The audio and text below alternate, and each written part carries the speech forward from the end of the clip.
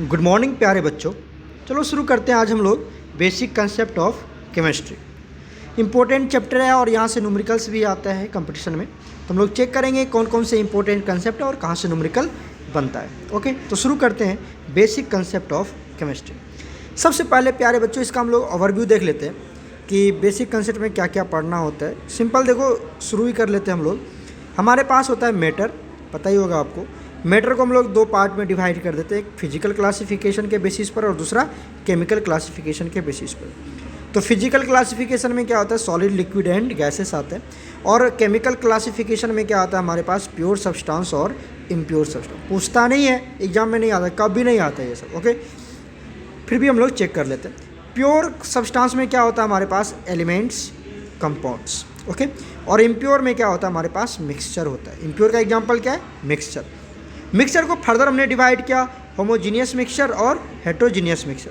Homogeneous mixture को ही हम लोग क्या कहते हैं, सॉल्यूशन कहते हैं, अपने 12th में पढ़ा होगा। ओके, अब देखो एलिमेंट्स को हम लोग जो पेरियोडिक टेबल पढ़ते हैं वहाँ पे क्या है, वो सीरीज ऑफ एलिमेंट्स है, और उसको हम लोग उसमें क्या क्या होता है हमारे पास, मेटल होते हैं, नॉन मेटल्स होते हैं, मेटलवाइड्स होते हैं, होता है ना पेरियोडिक टेबल जो आपके पास होगा। ओके, कंपाउंड को फिर हमने डिवाइड किया हुआ है किस में, ऑर्गेनिक कंपाउंड और इनऑर्गेनिक कंपाउंड्स। ठीक है, ये सब क्या हो गया हमारा, क्लासिफिकेशन हो गया।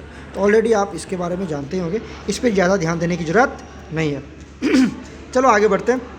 यहाँ पर देखो डाल्टन्स एटॉमिक थ्योरी हम लोग पढ़ लेते हैं। डाल्टन्स एटॉमिक थ्योरी क्या कहता है कि जितने भी एलिमेंट, जितने भी कंपाउंड होते हैं वो किससे मिलके बना होता है, टाइनी पार्टिकल से मिलके बना होता है, और उस टाइनी पार्टिकल्स को क्या कहते हैं हम लोग, एटम कहते हैं। उसको क्या कहते हैं हम लोग, एटम कहते हैं। ओके, अब देखो क्या कहता है दूसरा पोस्टुलेट्स, क्या कहता है डाल्टन्स थ्योरी का, कि जितने भी एटम्स होते हैं वो सेम एलिमेंट में सेम टाइप ऑफ एटम्स होंगे। सही बात है ना, सेम एलिमेंट में सेम ही टाइप्स का एटम्स होंगे, और उसका शेप, साइज, प्रॉपर्टी सारे क्या होंगे, सिमिलर होंगे। दूसरा कहता है कि डिफरेंट एलिमेंट्स में डिफरेंट टाइप्स के क्या होंगे, एटम्स होंगे, और उसका प्रॉपर्टी भी। अब बच्चों कार्बन का एलिमेंट, कार्बन एलिमेंट, उसमें कार्बन जितने भी एटम्स होंगे वो कार्बन का ही होगा। हाइड्रोजन एलिमेंट है तो उसमें जितने भी एटम्स होंगे हाइड्रोजन के ही एटम्स होंगे वहाँ पर, सीधी सी बात है। और उसके जितने भी एटम्स होंगे सबका प्रॉपर्टी क्या होगा, सिमिलर होगा। तो ये सारे पोस्टुलेट्स किसने दिया था, डाल्टन्स एटॉमिक थ्योरी में आता है। तो इसका इंपॉर्टेंट आपका ये तो 9th में भी आपने पढ़ा होगा डाल्टन्स एटॉमिक थ्योरी, 10th में भी, बहुत सारे, ये तो बच्चे वाली कहानी है। ओके, अब आज लिमिटेशन की बात कर लेते हैं। लिमिटेशन में क्या होता है, उसने कहा था कि atoms are the smallest particle, atoms are the smallest particle of matter, जो कि आज के ये पॉइंट ऑफ व्यू से क्या है, वो रॉन्ग है। क्यों? क्योंकि स्मॉलेस्ट पार्टिकल हमारे पास क्या होता है, इलेक्ट्रॉन, प्रोटॉन एंड न्यूट्रॉन होता है, और भी होता है, पॉजिट्रॉन होता है, न्यूट्रॉनो होता है। ओके, तो ये कंसेप्ट आज उसने जो दिया था वो क्या है, रॉन्ग है।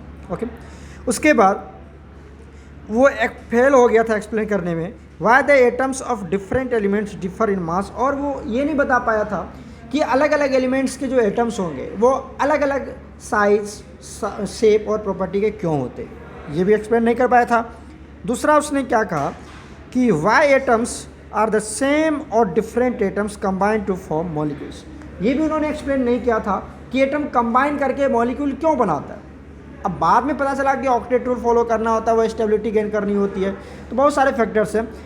बट उस समय डाल्टन्स ये एक्सप्लेन नहीं कर पाया कि why atoms combine with other atoms और other molecule to form different compounds. Okay, तो these all are limitations of Dalton's atomic theory. Okay बच्चों, चलो आगे बढ़ते हैं। एटॉमिक मास की बात कर लेते हैं। एटॉमिक मास में सीधा समझो, मास ऑफ वन एटम, एक एटम के मास को एटॉमिक मास कहते हैं। सीधा सा सिंपल सा लैंग्वेज है, मास ऑफ वन एटम क्या कहते हैं हम लोग, एटॉमिक मास कहते हैं। जैसे आपने हाइड्रोजन ले लिया, इसका मास कितना होता है, 1।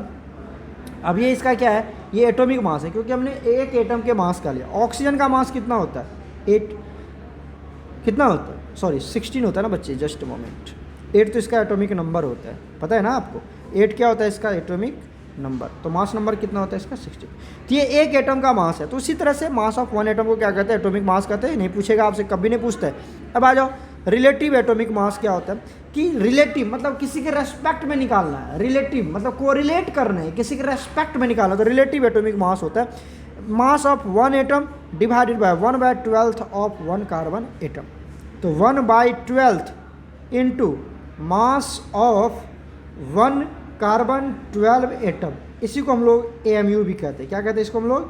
AMU। मैंने यहाँ पे लिख रखा है 1/12 into mass of 1 carbon 12 atom. ये 12 क्या पता है ना, आइसोटॉप्स है 12 वाला, पता ना कार्बन का 12, 13, 14। तो कार्बन 12 का मास लेना, 13 और 14 का नहीं। तो 1/12, अरे बच्चे वो तो मास एक ही हुआ। कार्बन 12 का मास कितना हो गया? 12, और इसका 1/12 करना है। 1/12 तो कितना हो गया? तो 1/12 कर दो इसे, कितना हो गया? 1 ही तो हुआ। मतलब 1 ही ले रहे हैं हम, लेकिन लिखने का स्टाइल अलग अलग है, कहने का स्टाइल मतलब वे अलग है, मेथड अलग है, बट है वो 1 है, ये 1 ही है, ठीक है ना। तो उसी को हम लोग क्या कह देते हैं? 1 AMU कहते हैं। तो अभी कभी तुम्हें आपसे पूछता है कि व्हाट इज़ 1 AMU, तो आप डिफाइन कर सकते हो 1/12 into mass of 1 carbon 12 atom. Okay, अब आ जाओ, ये सब पढ़ने की जरूरत नहीं है आपको, ये मैंने लिख रखा है इसे, बट पढ़ने की जरूरत नहीं है। आप ये बात याद रखना कि एक्सपेरिमेंटली जो कार्बन का 12 का जो मास मेजर किया गया, एक्सपेरिमेंटली जो मास मेजर किया गया कार्बन 12 का, वो ग्राम में कितना किया गया? 1.99 इंटू 10⁻⁻23 ग्राम। ये एक्सपेरिमेंटली एक कार्बन एटम का मास फाइंड आउट किया गया ग्राम में। ओके, अब एक बात और देखो, ये सब डेरिवेशन है, आपको डेरिवेशन करने की जरूरत नहीं है, ऑलरेडी आपने पढ़ रखा है, ठीक है। अब यहाँ से ये याद रखना, ये वेरी वेरी इंपॉर्टेंट है, ये वेरी वेरी इंपॉर्टेंट, जो मैं आपको बता रहा हूँ वहीं पे आपको फोकस करना है, वही याद करना है आपको। वैसे वीडियो पॉज करके आप आराम से सारे पॉइंट्स लिख भी सकते हो और देख भी सकते हो, अगर बाय द वे आपने नहीं लिखा होगा तो वहाँ से आप कवर भी कर सकते हो। बट अगर आप कंपटीशन के लिए तैयारी कर रहे हैं, हम लोग तो कंपटीशन के लिए प्रिपेयर हो रहे हैं, तो वहाँ पर आपको जो मैं बता रहा हूँ, अंडरलाइन कर रहा हूँ, उसी लाइन को आपको इंडिकेट कर रहे हैं, उसी लाइन को आपको मतलब कंसंट्रेट होकर समझना है। 1 AMU इक्वल टू होता है 1.6 इंटू 10⁻⁻24 ग्राम। मतलब AMU एंड ग्राम में क्या रिलेशन होता है पता चल गया आपको? 1 AMU होता है 1.6 इंटू 10⁻⁻24 ग्राम होता है। मतलब अगर आपको किसी का मास अगर आपको दिया हुआ है ग्राम में, जैसे हाइड्रोजन का मास आपको दिया हुआ है 1 ग्राम, और इसको अगर AMU में कन्वर्ट करना है तो इतना से क्या करेंगे? डिवाइड कर देंगे। तो देखो भाई, तो क्या गया है, अगर आपको AMU में मास निकालना है तो मास ऑफ एटम ले लेंगे ग्राम में, और उसको 1.6 इंटू 10⁻⁻24 से क्या करेंगे? डिवाइड करेंगे, तो वो मास किस में कन्वर्ट हो जाएगा? AMU में कन्वर्ट हो जाएगा। तो AMU और ग्राम का ये रिलेशन याद रखना, ये वाला पॉइंट देख रहे हो, इधर इधर देखो इधर। तो क्या करेंगे? AMU में अगर कन्वर्ट करना है तो जो मास आपको ग्राम में दिया हुआ है ना, उसको 1.6 इंटू 10⁻⁻24 ग्राम पर AMU से क्या करेंगे? डिवाइड कर देंगे। ओके, क्लियर है? बहुत सुंदर, ये मैंने न्यूमेरिकल बना के दे रखा है यहाँ पर, आप देख लेना, वैसे ही मैंने समझाया हुआ। अब आ जाओ आगे चलते हैं।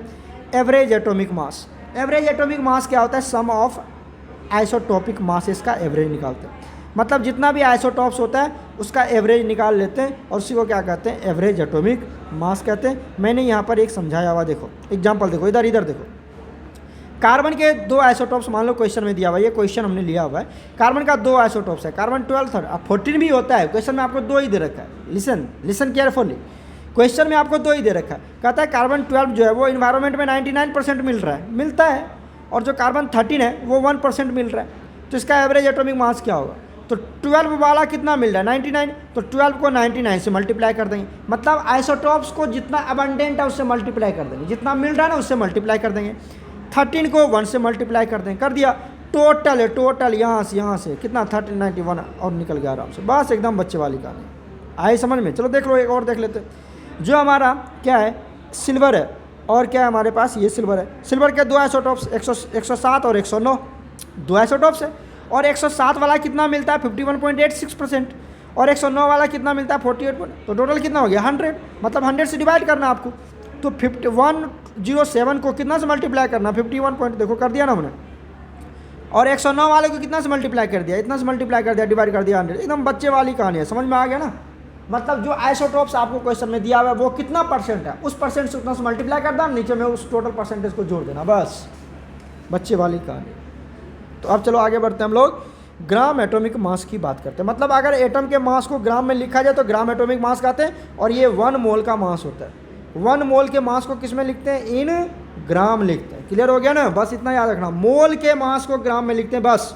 और अगर एक एटम की मास लिखेंगे, एक एटम की मास लिखेंगे तो क्या लिखेंगे? AMU लिखेंगे।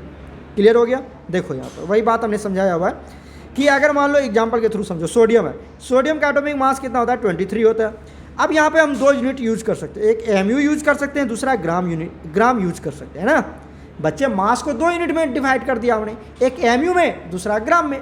ओके, अब अगर तुमने AMU लगा दिया तो वो कितने मास है, एक सोडियम एटम का मास है। एमयू मतलब एक एटम का मास, एक सोडियम एटम का मास 23 एमयू। जैसे एमयू आपको मिलेगा समझ जाना एक एटम का मास है। और अगर कहीं पे ग्राम लिखा हुआ है समझ जाना वो क्या है हमारे पास अवोगाड्रो नंबर के बराबर एटम, मतलब Na मतलब 6.023 × 10⁻23 एटम है सोडियम का वहाँ पर। इतने सोडियम के एटम, तब उसको मतलब मैग्नीट्यूड 23 वही रहेगा, मैग्नीट्यूड में कोई डिफरेंस नहीं है, 23 वही रहेगा। आपको यूनिट में डिफरेंस मिलेगा एमयू और ग्राम। मान लो हाइड्रोजन की बात करें कितना होता है 1, तो हम इसको क्या लिख सकते हैं, 2 लिख सकते हैं, 1 एमयू दूसरा 1 ग्राम। एमयू मतलब ये कितने का मास है, 1 हाइड्रोजन एटम की मास है। और ये कितने अवोगाड्रो नंबर क्या हाइड्रोजन के एटम के मास के बराबर है, मतलब ये कितना हाइड्रोजन एटम है यहाँ पर 6.6 × 10⁻23। समझ में आ रही है मेरी बात। चलो यही है, मैंने एग्जांपल के थ्रू समझाया हुआ है, कोई दिक्कत नहीं है, आप समझ सकते हो। बहुत ही इसको मोलर एटॉमिक मास कहते हैं, मोलर ग्राम एटॉमिक मास कहते हैं। अगर मॉलिक्यूल ले लिया तो मोलर मॉलिक्यूलर मास कहते हैं या ग्राम मॉलिक्यूलर मास कहते हैं। बस ये ग्राम जहाँ पर भी मिलेगा ना आपको ग्राम ग्राम ग्राम, चाहे वो एटम हो या मॉलिक्यूल, समझ लेना 1 मोल का मास है वो, 1 मोल, 2 नहीं 1 मोल। वेरी गुड, चलो आगे बढ़ते हैं। अब मोल कंसेप्ट की बात कर लेते हैं। मोल कंसेप्ट समझ रहे होते हो कि किसको इतना पार्टिकल्स के बराबर होता है, 6.023 × 10⁻23 पार्टिकल को 1 मोल कहते हैं। 1 मोल, मोल नहीं 1 मोल कहते हैं, कितना 6.023 × 10⁻23। और इसी को अवोगाड्रो नंबर कहते हैं। और ये 1 मोल अगर 2 मोल आ जाए तो इसको 2 से मल्टीप्लाई कर देंगे, एकदम बच्चे वाली कहानी। 3 मोल तो इसको कितने से मल्टीप्लाई कर देंगे, 3 से मल्टीप्लाई कर देंगे। अब आ जाओ कैलकुलेशन ऑफ मोल, ये इंपॉर्टेंट है। यहाँ पर देखो मोल कैसे कैलकुलेट करते हैं, ये कभी नहीं पूछेगा व्हाट इज मोल, नहीं पूछता है कंपटीशन में, न्यूमेरिकल्स आते हैं। तो ध्यान सुनो, पहले मास से निकालेंगे, पार्टिकल से निकालेंगे, वॉल्यूम से निकालेंगे। 3 मेथड्स हमारे पास, सबसे ज़्यादा यही यूज होता है, उसके बाद ये यूज होता है, और सबसे कम ये यूज होता है, सबसे ज़्यादा ये यूज होता है। Very very important. Given mass by molar mass, अरे बच्चे कितना बार पढ़े होगे ना आप लोग, गिवन मास बाय। केमिस्ट्री का ये जो मोल कंसेप्ट है ना अप्रॉक्सीमेटली हर चैप्टर में यूज हो जाता है। तो बाय मास कैसे करेंगे, given mass by molar mass, given particle by Avogadro number, given volume by 22.4 litre at STP, यहाँ पर एट एसटीपी मेंशन कर देंगे, एज स्टैंडर्ड टेम्परेचर प्रेशर पे। ठीक है, कोई दिक्कत नहीं है। अब आ जाओ आगे बढ़ते हैं। एक क्वेश्चन हमने लिया हुआ है, calculate number of moles ions charge electrons 28 gram of N3- sample. एक सैंपल है आपके पास, एक क्या एग्जाम मतलब एक पार्टिकल का कुछ टुकड़ा है, नाइट्रोजन का कुछ पार्ट है आपके पास, जो कितना है 28 ग्राम है। उसमें पूछ रहा है नंबर ऑफ मोल्स निकालिए, तो गिवन मास में मोलर मास। अब नाइट्रोजन N3- है तो नाइट्रोजन ही तो है, इसका मोलर मास कितना होता है 14 होता है। कितना गिवन कितना है 28 दिया, देखो ना 28 दिया है, तो निकाल लेंगे नंबर ऑफ मोल्स 2 मोल्स आ जाएगा, एकदम अच्छे से इसका कहानी है, कोई दिक्कत नहीं है। नंबर ऑफ आयंस, तो नंबर ऑफ आयंस कैसे निकालते हैं हम लोग, अरे बच्चे जितना मोल होता है, जितना क्या हमारे पास 2 मोल्स हैं, 1 मोल में कितने आयंस होते हैं, 1 मोल में कितने आयंस, अवोगाड्रो नंबर के बराबर आयंस 2 मोल्स में 2Na। तो देखो कितना कहाँ गया आंसर, देखो 2Na है कि नहीं, आराम से कैलकुलेट कर सकते हो, ये सब निकाल सकते हो, बच्चे वाली कहानी है, प्रैक्टिस कर लेना, बना लेना इसको। हमने ये भी एग्जाम्पल दे रखा है, आप आराम से कैलकुलेट कर सकते हो। ठीक है, ये एग्जाम्पल एक बार बना लेना आप आराम से, कोई कन्फ्यूजन नहीं आएगा, आराम से बन जाएगा आपको। ठीक है, और ये क्वेश्चन हमने दिया हुआ है, आप इसको ट्राई करना, खुद से बनाना। अब आ जाओ अवोगाड्रो हाइपोथेसिस की बात कर लेते हैं। अवोगाड्रो हाइपोथेसिस कहता है कि अगर प्रेशर एंड टेम्परेचर को सेम रखते हो, मतलब एक ये कंटेनर है, एक ये कंटेनर है, यहाँ पर भी आपने 2 लीटर क्या ले लिया, 2 लीटर नाइट्रोजन गैस ले लिया और 2 लीटर क्या ले लिया, इधर देखो इधर ऑक्सीजन गैस ले लिया, इसमें 2 litre oxygen gas, 2 litre nitrogen gas, और प्रेशर यहाँ पर भी बराबर है, टेम्परेचर यहाँ पर भी वही है जितना यहाँ पर है। तो कहता है अगर ये 2 litre nitrogen gas 10 molecule contain करता है तो ये भी 10 ही कंटेन करेगा, मतलब same volume of different gases at constant pressure and temperature contain same number of molecules. वही बात करते हैं, देख लो यहाँ पर, similar condition of pressure and temperature, equal volume of all gases, कोई भी गैस ले लो, equal number of molecules contain करता है वो। समझ में आ गई ना मेरी बात, कोई दिक्कत तो नहीं है। ठीक है, ध्यान से देखना इसको। अब यहाँ पे इसको डेरिवेशन करने की जरूरत नहीं है, आप ये वाला याद रख लेना, ये इंपॉर्टेंट है, इसका आपको एम्पिरिकल फार्मूला और मॉलिकुलर फार्मूला में भी यूज आ जाता है। मोलर मास इक्वल टू होता है 2 × वेपर डेंसिटी, BD मतलब वेपर डेंसिटी, ध्यान दो इधर, molar mass equal to 2 into vapour density. Okay, कोई दिक्कत नहीं है। चलो अब आ जाओ लॉ ऑफ केमिकल कम्बिनेशन की बात करते हैं। मतलब कोई भी कंपाउंड बनता है ना बच्चों, उसके पीछे कोई ना कोई लॉ होता है, ऐसे नहीं बन जाता। अब कोई भी रूल्स बनता है तो कोई भी नियम बनता है, उसके पीछे भी कोई ना कोई रीजन होता है और उसी के पर्टिकुलर लॉ के अकॉर्डिंग हमारा मान लो ये स्कूल चल रहा है, किसी न किसी एक प्रॉपर वे में चल रहा है, एक अंडर लॉ चल रहा है ना। ये ऐसे नहीं चल सकता है जम्बल्ट किसी जो मन हुआ वो, ऐसे नहीं कर सकते ना लोग। तो कोई भी जो कंपाउंड बनता है ना वो एक प्रॉपर लॉ के अंडर ही बनता है। तो वो कितने लॉ है हमारे पास, 4-5 लॉ है, तो हम लोग चेक करते हैं। पहला होता है हमारे पास law of conservation of mass. ये क्या कहता है कि कोई भी केमिकल कंपाउंड, कोई भी केमिकल रिएक्शन होता है, अगर कोई भी केमिकल रिएक्शन अगर बन रहा है, रिएक्टेंट्स कंबाइन करके प्रोडक्ट बना रहा है, तो वहाँ पर रिएक्टेंट के मासेस और प्रोडक्ट के मास क्या होते हैं, इक्वल होते हैं in a balanced chemical equation. Okay, मैंने ये लिख रखा है यहाँ पर। अब ये क्वेश्चन दिया हुआ है, what weight of sodium chloride is decompose, और इतना ग्राम दे रखा है, क्या H2SO4 दे रखा है, इतना ग्राम दे रखा है NaHS4, इतना ग्राम दे रखा है NaCl। तो कहता है क्या मास होगा NaCl का, NaCl का मास निकालना है। आपको क्या दे रखा है, इक्वेशन दे रखा है NaCl H2SO4 कंबाइन किया, ये बनाया ये बनाया, मतलब इसका मास दिया हुआ है, इसका मास दिया हुआ है, इसका मास दिया हुआ है और इसका मास निकालना है। तो क्या करेंगे, इस दोनों का मास जोड़ेंगे तो कितना होगा x + 49 ग्राम। अरे रिएक्टेंट का मास इक्वल टू प्रोडक्ट का मास, तो ये रिएक्टेंट का मास हमने जोड़ दिया, यहाँ पर जोड़ लिया, कितना आया, ये प्रोडक्ट का मास ये जोड़ेंगे, इधर इधर देखो इसको जोड़ देंगे तो ये आया, दोनों को इक्वल कर देंगे, x का वैल्यू निकल जाएगा तो NaCl का मास निकल जाएगा। एकदम क्लियर है ना बच्चे। चलो आगे बढ़ते। Law of definite and constant proportion, law of definite and constant proportion. अब ये देखो कितना बच्चे वाले गाने तो बहुत बार पढ़ चुका होगा कि जितने भी केमिकल कंपाउंड्स बनते हैं उसमें जो कंबाइनिंग एलिमेंट्स होता है वो हमेशा फिक्स रेशियो में ही कंबाइन करता है, हमेशा फिक्स रेशियो में ही कंबाइन करेगा तो वो कंपाउंड बनेगा। अगर फिक्स रेशियो में नहीं कंबाइन करेगा तो दूसरा कंपाउंड बन जाएगा। अगर एक कंपाउंड बना तो ऑलवेज, अगर वाटर की बात करते हैं हम लोग तो वाटर की बात करते हैं, मान लो हमने किसकी बात कर लिया, वाटर। वाटर किससे मिलता है, H2O। अब बताओ यहाँ पर वाटर, हाइड्रोजन का मास कितना है, H2 है तो कितना हो गया 2, ऑक्सीजन का मास कितना होता है 16, क्या हो गया 2:1, तो बताओ कितना हो जाएगा 1:8 बाई मास होगा, कोई दिक्कत नहीं। अब वाटर तुम कहीं भी बना लो, मतलब हाइड्रोजन कितना लेना पड़ेगा, हाइड्रोजन लेना पड़ेगा 1 ग्राम, ऑक्सीजन कितना लेना पड़ेगा 8 ग्राम, तभी जाके वाटर बनेगा। अगर तुमने कुछ भी चेंजिंग किया, आप यहाँ बना लो, इंडिया में बना लो, जापान में बना लो, अमेरिका में बना लो, कहीं पर भी वाटर बनाएंगे तो हाइड्रोजन और ऑक्सीजन का जो रेशियो होगा मास का वो 1:8 ही होगा। मतलब हाइड्रोजन 1 ग्राम लेंगे, चाहे अमेरिका में लो या यहाँ लो, ऑक्सीजन 8 ग्राम लेंगे। ओके, गेटिंग आप पढ़ना, बच्चे वाली कहानी है, एक बार पढ़ना आराम समझ में आ जाएगी आपको। ओके चलो अब चलते हैं law of multiple proportion, law of multiple proportion. देखो ये हमने वाटर का समझा रखा है ऊपर में, है ना। अब आ जाओ law of multiple proportion. Law of multiple proportion क्या कहता है कि when a fixed amount of elements A, कोई एलिमेंट्स ए है और इसका मास क्या है, हमने कर दिया फिक्स्ड कर दिया, इसको क्या कर दिया फिक्स, और ये किसी दूसरे एलिमेंट बी से कंबाइन कर रहा है और ये क्या हमारा फिक्स, ये मेरा फिक्स्ड नहीं है, इसका मास फिक्स नहीं है। तो ये जो अलग अलग कंपाउंड्स बनाएंगे, बहुत तरह के कंपाउंड्स बनाएंगे, बहुत तरह के कंपाउंड्स बनाएंगे, उसका जो रेशियो होगा, तो ये जो बी वाला जो कम एलिमेंट्स है उसका जो अलग अलग कंपाउंड में रेशियो आएगा वो क्या होगा, मल्टीपल रेशियो होगा। जैसे देखो डेफिनेशन पढ़ लेना, यहाँ पर मैंने लिख रखा है, ठीक है, जो मैं बस समझा रहा हूँ आप समझ लो।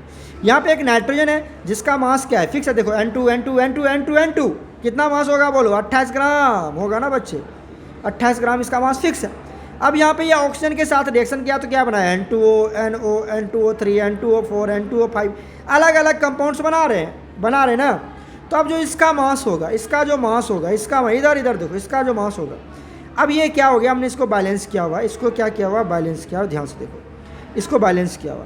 तो यहाँ पर O2 हाफ लिया तो N2O बन गया, O2 लिया तो NO बन गया। ये सारे बैलेंस केमिकल इक्वेशन की बात कर रहे हैं हम लोग, बैलेंस की बात करेंगे, बैलेंस केमिकल इक्वेशन की बात करेंगे। ओके, याद रखना इस बात को। तो यहाँ पर ऑक्सीजन का अगर मास निकालो तो कितना आएगा 16, अरे O2 का मास 32, हाफ कर दिया तो 16, इसका मास तो O2 है 32 ग्राम, O2 का फिर क्या कर दिया 3/2 कर दिया तो कितना होगा 42, और यहाँ पर O2 का 2 कर दिया 64, O2 का 5/2 कर दिया तो 80। क्यों, क्योंकि हमने बैलेंस किया हुआ। तब जो इसका मास निकालेंगे 16, 32, 48, 64, इसका जो रेशियो आएगा वो क्या होगा, होल नंबर रेशियो जाएगा 1 2 3 4 5 या 1 2 4 3, इस तरह, मतलब होल नंबर रेशियो ही जाएगा, वो फ्रैक्शन में नहीं आएगा। क्लियर हो गया ना बच्चे। तो ये जो बी वाला एलिमेंट्स है, ये जो बी वाला एलिमेंट्स है, ये जो बी वाला एलिमेंट्स है, इसका जो मासेस होगा उसके मास का रेशियो क्या होगा, इक्वल नंबर, मतलब क्या कहते हैं, इंटीग्रल मल्टीपल को फॉलो करेगा वो। आगे समझ में, चलो आगे बढ़ते हैं। Law of reciprocal proportion, law of reciprocal proportion ये क्या कहता है कि जो रेशियो ऑफ मास और वेट, कोई एलिमेंट्स ए है और बी है और सी है, ठीक है, थ्री एलिमेंट्स एक दूसरे से क्या कर रहा है, कंबाइन कर रहा है। ध्यान सुनो, और इसका मास हमने क्या कर दिया, फिक्स कर दिया। इसका मास क्या कर दिया, फिक्स कर दिया। और ये सब फिक्स नहीं है, सिर्फ सी का मास यहाँ पर फिक्स कर दिया। तो वो जो अलग अलग कंपाउंड्स बनाते हैं, तो सी का जो मास होगा इसके साथ जो कंपाउंड बनाएगा, ये बनाएगा ना, ये क्या मान लो बनाएगा ए सी, ये क्या बनाएगा यहाँ पर बनाएगा बी सी, ये क्या बनाएगा इसके साथ, ये बनाएगा ए बी। इस तरह से बहुत सारे कंपाउंड बनाएंगे। देखो, the ratio of masses of elements A and B which combine separately with the fixed mass of element C. इस सी का एलिमेंट्स मास क्या है, फिक्स है। तो जो ए का मास है और बी का मास है, उसका अगर आप रेशियो निकालोगे तो वो क्या होगा, होल नंबर रेशियो में जाएगा। चेक कर लेते हैं एग्जांपल के थ्रू, आपको अच्छे समझ में आ जाएगा। हमने क्या किया, सल्फर लिया, ऑक्सीजन लिया, हाइड्रोजन लिया, थ्री एलिमेंट्स लिया, इसको मान लिया ए, इसको बी, इसको सी, कोई दिक्कत नहीं है। इधर इधर देखो, अब इसके साथ ये जो है, ये एस और एच कंबाइन किया तो क्या बनाया, H2S बना लिया। ये एच और ओ कंबाइन किया तो वाटर बना लिया। क्लियर है। और ये एस और ओ कंबाइन किया तो क्या बना लिया, SO2 बना लिया। बना लिया अलग अलग।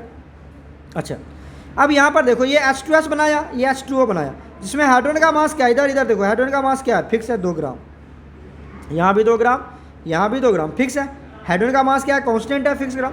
तो सल्फर का मास कितना आया, 32, और यहाँ पर ऑक्सीजन का मास कितना आया, 16। तो इसका रेशियो निकाल लेते, सल्फर ऑक्सीजन का कितना आया, 2:1। अरे 32 रेशियो 16 कितना आया, 2:1। अब यहाँ पर निकाल लेते सल्फर और ऑक्सीजन का रेशियो, क्या आएगा, यहाँ पर सल्फर कितना हो जाएगा, 32, यहाँ पर भी ऑक्सीजन 32। तो सल्फर और यहाँ पर निकाल लेते, कहाँ गया, SO2 में निकाल लेते, SO2 में क्या आएगा, एस और ओ का रेशियो 32/80 1:1। अब इसका भी रेशियो निकाल लिया और इसका भी रेशियो निकाल लिया, दोनों का क्या करते हैं, फिर से रेशियो निकालते। तो यहाँ पर जो रेशियो आया था वो कितना आया था, 2:1।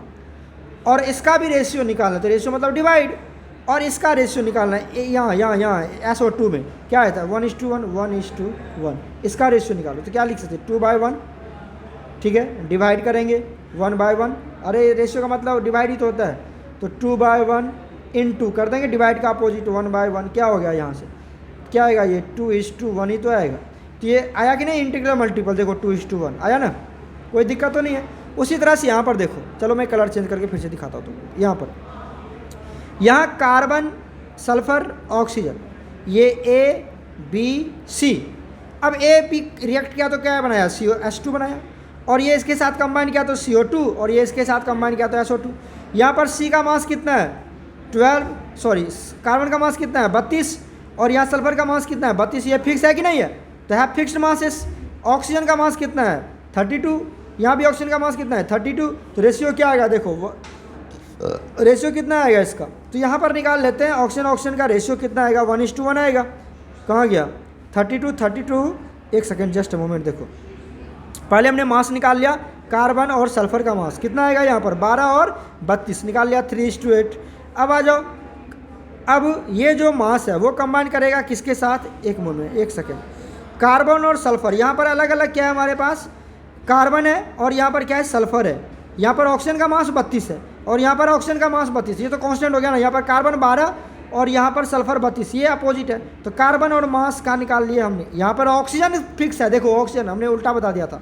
यहाँ पर ऑक्सीजन 32, यहाँ पर भी ऑक्सीजन 32, ये ऑक्सीजन फिक्स है। यहाँ पर कार्बन और सल्फर अल्टर है, तो कार्बन और सल्फर का यहाँ पर भी निकाल लिया 3:2, फिर दोनों का रेशियो निकाल लिया तो 2:1, ये भी वही आएगा। आगे समझ में, ध्यान से सुनना मेरी वीडियो लेक्चर और आराम समझ में आ जाएगा। उसके बाद गेल-लेजेक्स लॉ ऑफ कंबाइनिंग वॉल्यूम आता है। ये क्या कहता है कि कोई ये गैसेस के लिए जनरली दिया गया, गैसेस रिएक्टेंट्स के लिए। गैसेस रिएक्टेंट जब भी कंबाइन करता है ना, तो उसका जो जिस वॉल्यूम में वो कंबाइन करता है वो वॉल्यूम हमेशा क्या होता है, इंटीग्रल मल्टीपल होता है।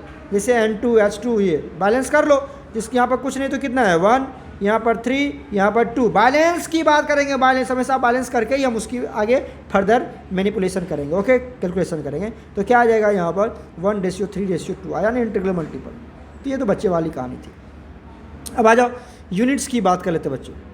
यूनिट्स क्या होता है, अब कोई भी नंबर है, कोई भी हमारे पास मेजरिंग में क्वांटिटी है, उसका यूनिट देना जरूरी है ताकि हमें प्रॉपर इन्फॉर्मेशन मिल सके। तो प्रॉपर इन्फॉर्मेशन के लिए हम लोग लिख दिया कि जो मतलब चावल का मास है वो कितना है 32, कितना है 32। अब 32 क्या, केजी, ग्राम, रुपीज़ क्या, तो यहाँ पर केजी लगाना जरूरी है क्योंकि मास निकाल रहे हो। तो ये यूनिट है, केजी क्या है, यूनिट, ताकि हमें प्रॉपर इन्फॉर्मेशन मिल चुके। बस इतना कोई पूछता नहीं, कभी नहीं पूछेगा तुमसे।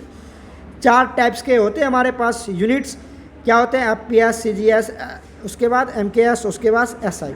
सबसे ज़्यादा क्या यूज होता है, एसआई यूज होता है। ये सब बोर्ड लेवल में पूछ सकते हैं तुमसे। अब आ जाओ एसआई यूनिट, आपको जाना होगा। एसआई यूनिट में हमारे पास कितने यूनिट्स होते हैं, 7 बेसिक यूनिट्स होते हैं। एसआई में कितने बेसिक यूनिट्स होते हैं, 7 बेसिक यूनिट्स होते हैं। क्या होता है, लेंथ, मास, टेम्परेचर, टाइम, उसके बाद इलेक्ट्रिक करंट, लुमिनस इंटेंसिटी और क्वांटिटी ऑफ मैटर। यूनिट या ये सिंबल याद करना, मोल मतलब क्वांटिटी ऑफ मैटर को मोल कहते हैं, ये सब ऐसा यूनिट ही है। इंटेंसिटी का क्या होता है, कैंडेला होता है। इलेक्ट्रिक करंट का क्या होता है, एम्पेयर होता है। टेम्परेचर का केल्विन होता है ऐसा यूनिट ये। उसके बाद टाइम का क्या होता है, सेकेंड होता है, सब पता ही होगा आपको, ठीक है। अब आ जाओ ड्राइव यूनिट की बात करते हैं। ऐसा यूनिट जिसको बेसिक यूनिट से ड्राइव करते हैं लोग, मतलब फंडामेंटल यूनिट से, जो हमने 7 फंडामेंटल यूनिट्स था उससे ड्राइव करते हैं, तो उसी को हम लोग क्या कहते हैं, ड्राइव्ड यूनिट्स कहते हैं। जैसे हमारे पास हो गया area, density, energy, force, frequency, power, ये सब क्या हो गया, वेलोसिटी, ये सब ड्राइव्ड यूनिट्स में आता है। और इसके कुछ ये हमारे पास क्या है, यूनिट्स है, आप इसको याद कर लेना। केल्विन को, अगर सेल्सियस को केल्विन में बदलना है तो 273 इसको ऐड कर देंगे। फ़ारेनहाइट से सेल्सियस में जाना है या सेल्सियस से फ़ारेनहाइट में जाना है, तो ये रिलेशन याद रखेंगे। ये सारे रिलेशंस इसका यूज आता है हमारे कैलकुलेशन पार्ट्स में। 1 एंगस्ट्रम में 10⁻⁻10 मीटर होता है। 1 पिकोमीटर में 10⁻12 मीटर होता है। ये सब ऑलरेडी आपको पता ही है। अब आ जाओ प्रेसीजन की बात करते हैं। प्रेसीजन क्या होता है बच्चे, कि मान लो हमारे पास कोई वैल्यू दिया हुआ है, कोई वैल्यू दिया हुआ है, मान लो 20 लीटर क्या दिया हुआ है हमारे पास, वाटर दिया हुआ है, ठीक है। और आप इसको क्या कर रहे हो, बहुत बार 2-3 बार मेजर कर रहे हो, तो आप क्या देख रहे हो कि जो हमारा वैल्यू आ रहा है, आपने फर्स्ट रीडिंग क्या, मतलब फर्स्ट बार मेजर किया तो वो आ गया 16, दूसरा बार रीडिंग किया वो आ गया 16.2, तीसरा बार रीडिंग किया वो आ गया 16.3 या 16.5, जिसको कहेंगे प्रेसीजन। अब ये एक्यूरेसी नहीं है, एक्यूरेसी कहेंगे जब वो 20 के आसपास आएगा, एकदम जो वैल्यू आए ना आपके पास वो एकदम उसके क्लोजेस्ट है, तो उसको कहेंगे एक्यूरेसी। अब प्रेसीजन को एक्यूरेसी से मतलब नहीं है, प्रेसीजन को मतलब है कि आप जो मेजर कर रहे हो ना, जो आपका रॉन्ग ही वैल्यू क्यों नहीं है, लेकिन वो एकदम क्लोजेस्ट, वो उसके क्लोजेस्ट है। अब मान लो आपका आ गया एक बार 16, एक बार 18, एक बार 20, तो यहाँ पर प्रेसीजन गलत है, आपका प्रेसीजन सही नहीं है, क्योंकि 16 अब 20 था, कभी 16 आ रहा है, कभी 18 आ रहा है, कभी हाँ अगर 17 आता, कभी 17.2 आता है, कभी 17.5 आया था, 17.3, तो ये प्रेसीजन गुड था यहाँ पर, क्योंकि आपका 17 ही आ रहा है, 18 ही आ रहा है। तो प्रेसीजन मतलब जो वैल्यू आप मेजर कर रहे हो ना, जो आपको दिया हुआ है वो एक ही टाइप का रिपीट हो रहा है, बार बार वही आ रहा है, तो प्रेसीजन अच्छा है। और डिफरेंट आ रहा है तो प्रेसीजन गलत है, प्रेसीजन आपका अच्छा नहीं है, पुअर है, ओके, जिसको प्रेसीजन कहते हैं।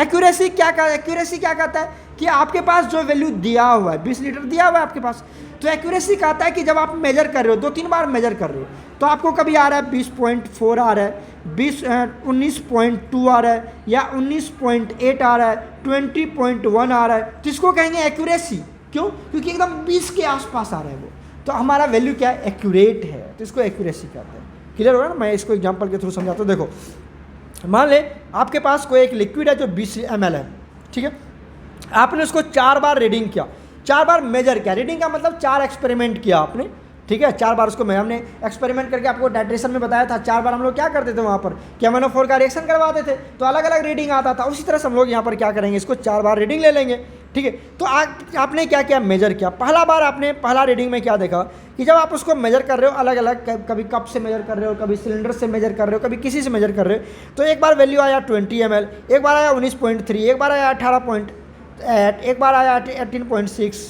ठीक है, इस तरह से अलग अलग है। तो आप क्या देख रहे हो यहाँ पर एक्यूरेसी क्या है, 20 के आसपास 19 आ रहा है या 18 आ रहा है, 18, तो एक्यूरेसी गुड है, बेस्ट नहीं है, गुड है, क्योंकि वो 20 के आसपास आ रहा है। प्रेसिजन एकदम गलत है।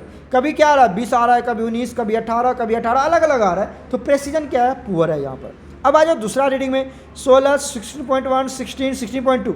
यहाँ पर एक्यूरेसी तो एकदम गलत है, क्योंकि आपका वैल्यू क्या था 20 था, अरे लिया कितना था 20, और आपका आ रहा है 16, 16 आ रहा है, तो एक्यूरेसी तो एकदम गलत है, क्योंकि वो उसके पास जाया ही नहीं। आप था 20 आ रहा 18, तो एक्यूरेसी गलत है। प्रेसिजन की बात करते हैं, प्रेसिजन एकदम सही है, क्यों, क्योंकि 16, 16, 1.16 ये एकदम क्लोजेस्ट वैल्यू आ रहा है। तो जो आपने 4 बार रीडिंग किया वो क्या आ रहा है आपका एकदम उसके क्लोजेस्ट आ रहा है, तो प्रेसिजन बहुत अच्छा है, ठीक है। अब आ जाओ रीडिंग क्या 20.1, 20, 20, 20, 20.1 आ रहा है ना। यहाँ पर एक्यूरेसी भी एकदम ज़बरदस्त है, बहुत अच्छा है, क्यों, क्योंकि आपका जो वैल्यू था वो एकदम क्लोजेस्ट आ रहा है, 20-20 के आसपास आ रहा है, तो एक्यूरेसी भी बहुत सुंदर है और प्रेसिजन भी बहुत सुंदर है। क्यों, प्रेसिजन भी बहुत अच्छा है, क्यों, क्योंकि आपका जो वो आ रहा है 20, 20, 20, देखो सबका 20, 20 ही तो आ रहा है, उसको हम लोग क्या कहते हैं, प्रेसिजन भी अच्छा है और एक्यूरेसी भी अच्छा है। अब आ जाओ यहाँ पर कभी 18 आ गया, कभी 17 आ गया, कभी 15 आ गया, कभी 16 आ गया, तो ना तो एक्यूरेसी ही सही है, ना तो प्रेसिजन ही सही है, कुछ भी सही नहीं है, सारे पुअर लिखेंगे यहाँ पर। तो आपको परहैप्स समझ में आ गया होगा एक्यूरेसी है जो प्रेसिजन क्या होता है। ओके बच्चों, चलो ये मैंने थ्योरेटिकल पोर्शन लिख रखा है, एक बार स्टडी कर लेना, वीडियो पॉज करके अच्छे समझ में आ जाएगा, और ऑलरेडी आपके पास नोट्स होगा ही होगा। ओके चलो अब चलते हैं हम लोग सिग्निफिकेंट फिगर्स की बात कर लेते हैं। यहाँ से भी क्वेश्चंस आता है और बहुत बार आया हुआ क्वेश्चन है सिग्निफिकेंट फिगर्स। सिग्निफिकेंट फिगर्स क्या होता है कि हमारे पास जितने भी डिजिट होते हैं उसमें शुरू वाले मतलब लेफ्ट साइड से जो जितने भी नंबर आएंगे वो क्या होंगे, एक्यूरेट नंबर होते हैं, और लास्ट वाले जो 1 डिजिट्स होता है उसको हम लोग डॉट फोल डिजिट्स कहते हैं। क्लियर हो गया।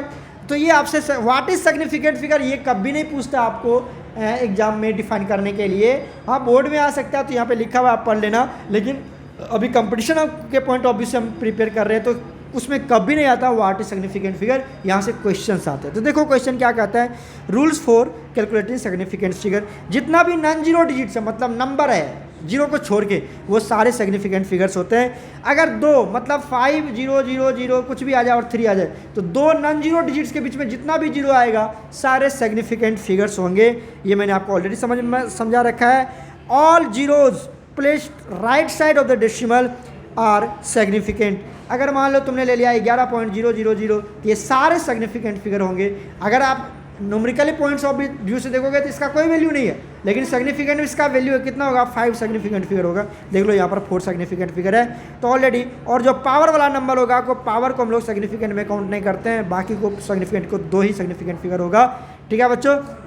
उसके बाद जो अगर आपने लिख लिया 5000 तो इसके पास कितने, एक ही सिग्निफिकेंट फिगर है। कितने सिग्निफिकेंट फिगर है, एक ही, मतलब इसके पास कोई अगर नंबर अकॉर्डिंग देखो तो ये 5000 है, लेकिन सिग्निफिकेंट के अकॉर्डिंग सिर्फ हमारे पास 5 ही है, मतलब एक ही सिग्निफिकेंट फिगर है, ये जीरो का कोई वैल्यू नहीं। हाँ अगर ये पॉइंट आ जाता तो 4 सिग्निफिकेंट फिगर बन जाता। ओके तो ये पढ़ लेना इसको और हम समझ में आ जाएगा।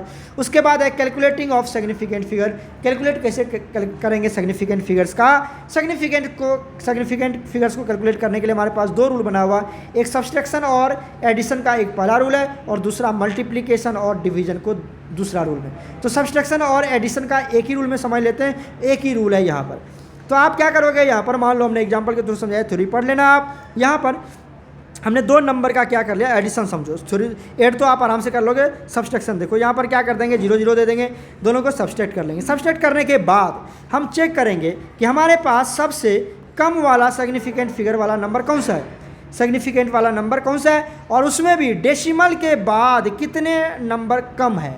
जिस नंबर के जो नंबर आपको दिया हुआ, एक नंबर ये दिया हुआ, एक नंबर ये, जिसको आप क्या कर रहे हो, सब्सट्रैक्ट कर रहे हो, ये तो रिजल्ट है, ये तो रिजल्ट है। तो आप पहला नंबर में क्या देख रहे हो, यहाँ पर देखो, यहाँ पर डेसिमल के बाद 2 डिजिट है और डेसिमल के बाद 4 डिजिट है। तो जो हमारा रिजल्ट आएगा वो डेसिमल के बाद 2 डिजिट रखेंगे रिजल्ट में। यहाँ पर रिजल्ट में कितना आया, 15.2266। लेकिन अब जो फाइनल रिजल्ट होगा, ये तो जो रिजल्ट आया वो सही रिजल्ट नहीं है। फाइनल रिजल्ट जो आएगा वो चेक करेंगे, जो डेसिमल के बाद सबसे कम डिजिट कितना है, तो ऊपर वाला नंबर में देखो 2, यहाँ पर हम 2 ही रखेंगे, 2 और 2, और 2 और 2, यहाँ पर 6 और 6 है, तो एक 6 को हटा करके 2 था, तो इसको 6 को हटा करके क्या लिख देंगे, 2, 3 लिख देंगे। यहाँ पर ये राउंडिंग ऑफ में होता है, आप पढ़ा होगा आपने। तो कितना होगा यहाँ पर 15.23 इसका करेक्ट होगा। अब यहाँ पर अगर 4 आता तो 2.2 ही रहता, 2.2 ही रहता, और 5 से ज़्यादा हो जाएगा तो क्या होगा 2.3 हो जाएगा। ये राउंडिंग ऑफ में आपने पढ़ा होगा। तो इसी तरह से हम लोग क्या करते हैं, सब्सट्रैक्शन कर लेते हैं और एडिशन कर लेते हैं। ओके बच्चों, अब आ जाओ मल्टीप्लिकेशन और डिवीजन की बात कर लेते हैं। तो मल्टीप्लिकेशन और डिवीजन में क्या करते हैं हम लोग, मल्टीप्लिकेशन और डिवीजन में भी वही रूल फॉलो करते हैं प्यारे बच्चों। मान लो 2 डिजिट हमारे पास, एक ये है और ये एक ये, दोनों को हमने मल्टीप्लाई किया। इधर देखो, इसमें सिग्निफिकेंट फिगर्स को काउंट करेंगे। किसको फिगर करेंगे, सिग्निफिकेंट फिगर्स को काउंट करेंगे, डेसिमल वाला नंबर नहीं देखेंगे। एडिशन और सब्सट्रैक्शन में डेसिमल के बाद जिसमें कम नंबर होगा फाइनल रिजल्ट वो आएगा। क्लियर है ना। लेकिन जो मल्टीप्लिकेशन और डिवीजन है वहाँ पर सिग्निफिकेंट फिगर्स की बात करेंगे। जिसका सिग्निफिकेंट फिगर्स कम आएगा वो फाइनल रिजल्ट में जाएगा। जिसको मल्टीप्लाई कर लो, मल्टीप्लाई किया तो ये रिजल्ट आया, लेकिन ये रिजल्ट सही नहीं है। क्यों, क्योंकि हमें सिग्निफिकेंट फिगर्स को चेक करना है। तो दूसरे वाले में 2 सिग्निफिकेंट फिगर है और इसमें 5 सिग्निफिकेंट फिगर है। तो जो हमारा रिजल्ट आएगा वो किसने आएगा, 2 सिग्निफिकेंट फिगर्स में आएंगे। कितने सिग्निफिकेंट फिगर में, 2। सॉरी, यहाँ पर कितने सिग्निफिकेंट फिगर है देखो, अच्छा सॉरी मैं इसका बता रहा हूँ ना, ये दूसरा क्वेश्चन का बता रहा हूँ मैं, सॉरी यहाँ पर इसको देखेंगे तो ये वाला आंसर है ना इसका। तो कितने सिग्निफिकेंट फिगर्स में जाएगा, अप टू 2 आंसर क्या होगा, ये हो जाएगा। तो 0 के बाद कितने डिजिट बैठाएंगे, यहाँ पर 3 डिजिट्स बैठाएंगे। यहाँ पर भी देखो 0 के बाद कितने बैठे हुए, 3 डिजिट्स। जहाँ पर 2 सिग्निफिकेंट फिगर है तो ये भी 2 सिग्निफिकेंट फिगर में आंसर जाएगा। तो यहाँ पर हम लोग आंसर निकालेंगे 2 सिग्निफिकेंट। यहाँ पर सिग्निफिकेंट फिगर को देखेंगे मल्टीप्लिकेशन और डिवीजन में, जहाँ पर फर्स्ट नंबर में 5 सिग्निफिकेंट फिगर है, सेकेंड नंबर में 2 सिग्निफिकेंट फिगर है। मल्टीप्लिकेशन करने के बाद कुछ और रिजल्ट आया, उस रिजल्ट को फाइनल रिजल्ट में कन्वर्ट करेंगे। जिसका कम सिग्निफिकेंट फिगर वाला जो मल्टीप्लिकेशन आपको दिया गया था या डिवीजन दिया हुआ होगा, उसको उसी के अकॉर्डिंग उसको हम कन्वर्ट कर लेंगे। क्लियर हो गया बच्चे। तो यहाँ तक हमने आपको बता दिया कि हमारे पास कैसे हम सिग्निफिकेंट फिगर को मल्टीप्लिकेशन और एडिशन और सब्सट्रैक्शन में यूज करेंगे। ओके, तो राउंडिंग ऑफ आप एक बार पढ़ लेना, अगर उसमें से कोई दिक्कत होगा तो आप मुझे पूछना। मैंने असाइनमेंट्स में आपको अच्छे क्वेश्चन डाल रखा है, उसको हम लोग फिर कवर करेंगे। और वहाँ पर या इस वीडियो लेक्चर में भी अगर आपको कोई दिक्कत होगा तो आप क्लास लेक्चर में ज़रूर पूछना। क्लास टाइम में मैं वहाँ पर आपको एक्सप्लेन करूँगा डिटेल में। ओके बच्चे, टेक केयर।